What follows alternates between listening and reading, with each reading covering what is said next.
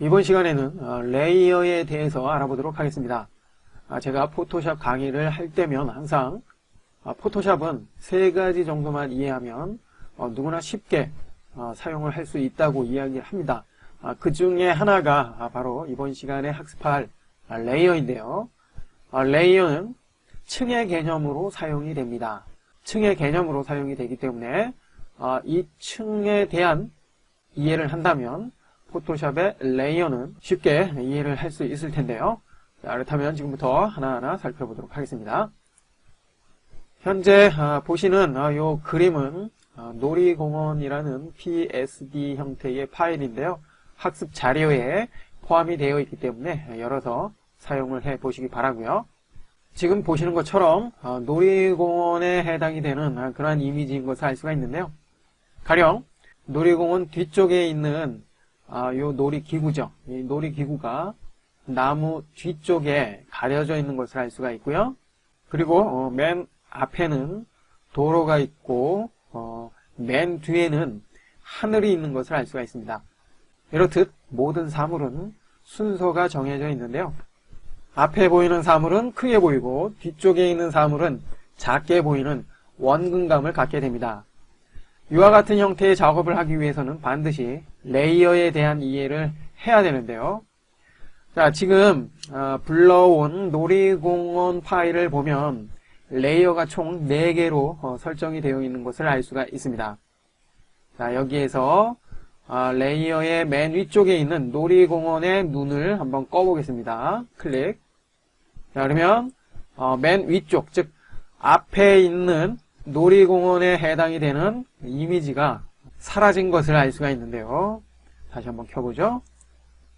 벤치가 있고 도로가 있고 그리고 이게 뭔가요? 회전이 되는 그런 놀이기구인데요. 놀이공원에 해당이 되는 레이어는 이와 같은 사물이 있다는 것을 알 수가 있고요. 자, 그 다음에 이번엔 나무의 레이어를 꺼보죠. 클릭.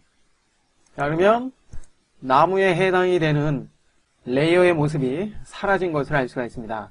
자, 이렇듯 레이어는 눈 모양의 기능을 통해서 숨겨놓거나 나타나게 할 수 있습니다. 계속해서 이번엔 아래쪽에 있는 놀이기구의 눈을 꺼보죠. 클릭. 자, 그러면 뒤쪽에 있었던 큰 놀이기구가 사라진 것을 알 수가 있습니다. 자, 다시 켜주고요. 자, 그 다음에 마지막 하늘. 자, 하늘을 꺼보니까 하늘이 사라진 것을 알 수가 있죠. 자, 이렇듯 레이어는 각각의 사물을 계층별로 관리를 할 수 있다는 것을 알 수가 있고요. 자, 다시 켜줍니다.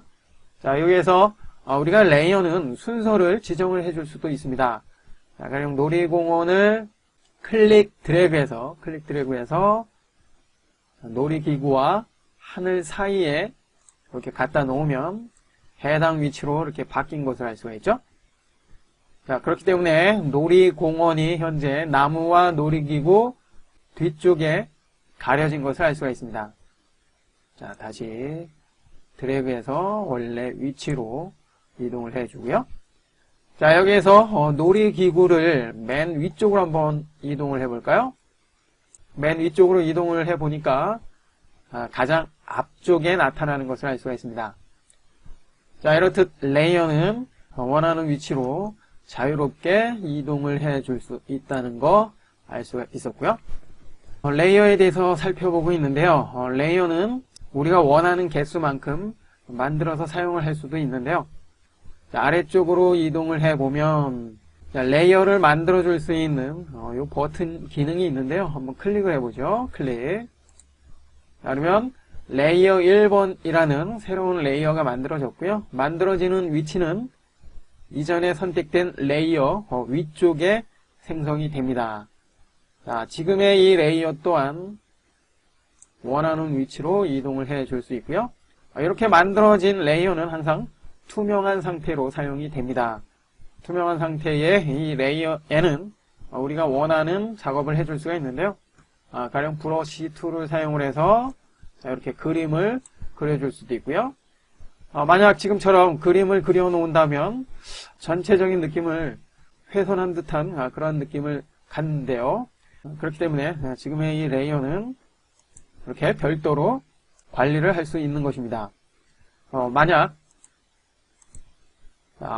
특정한 이미지가 있는 레이어를 선택을 한 후에 우리가 어떤 작업을 했다고 가정을 한다면 해당 레이어에 직접 작업이 이루어지기 때문에 문제가 되는 부분을 수정을 하기가 굉장히 어렵습니다.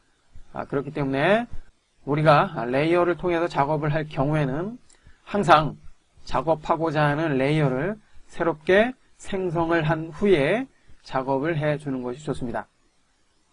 자, 일단 Ctrl Z키를 눌러서 언두를 하거나 작업 내역이죠.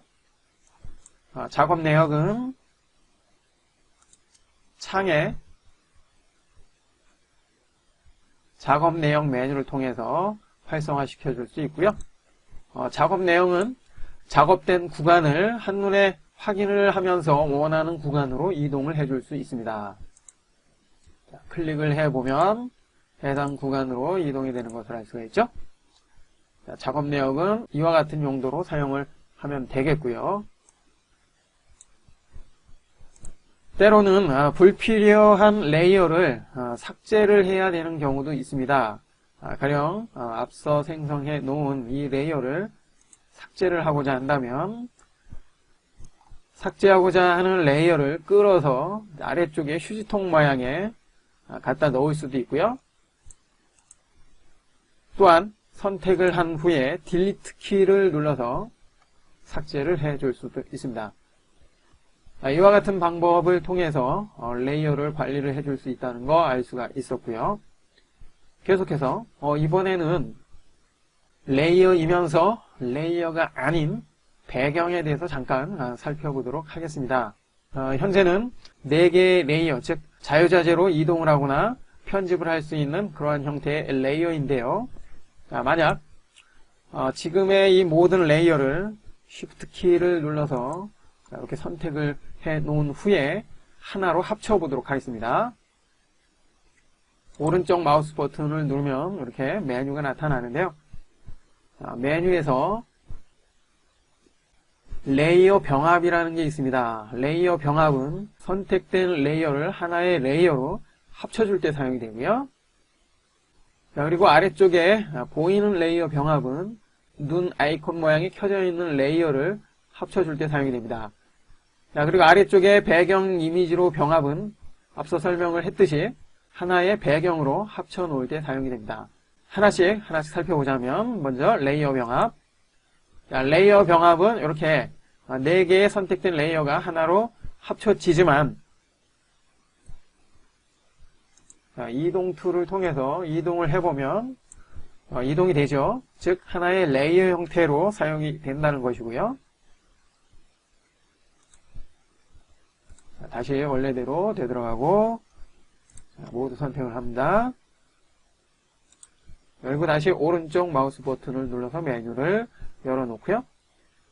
이번엔 배경으로 이미지 병합 메뉴를 선택을 해보면 자, 이렇게 레이어 형태가 아닌 배경 이미지 형태로 합쳐진 것을 알 수가 있습니다. 자, 오른쪽에 이렇게 자물쇠로 잠겨진 것을 알 수가 있는데요. 이것으로 보아 지금의 배경 이미지는 배경의 위치를 이동을 하거나 크기 그리고 회전 등과 같은 그러한 작업을 할 수 없게 됩니다.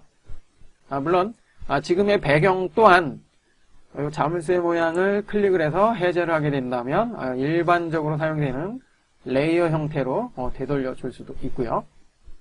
자, 다시 원래대로 되돌아가고요. 자, 이렇듯 살펴본 것처럼 레이어는 각각의 다른 이미지들을 체계적으로 관리를 할 수 있기 때문에 복잡한 작업일 경우엔 레이어를 항상 의존을 하게 됩니다.